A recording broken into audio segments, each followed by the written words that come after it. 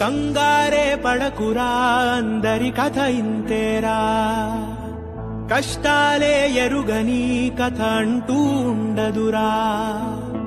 కన్నీళ్లే దాటని కళ్ళేవీ లేవు కదా. కల్లోలం జరగని బ్రతుకంటూ ఉండదుగా. ఆ దైవం ఎప్పుడు ఆడే ఆటే ఇదిరా. ఏ పుస్తకము నేర్పించని పాఠం ఇదిరా. నీతో నువ్వు యుద్ధం చేస్తూ సాగాలిరా. నీకే ఇలా జరిగింది అంటూ నీలో నువ్వే మరి బాధపడకు. ఏ చెట్టు కంతటి గాలి ఉండును చూడరా.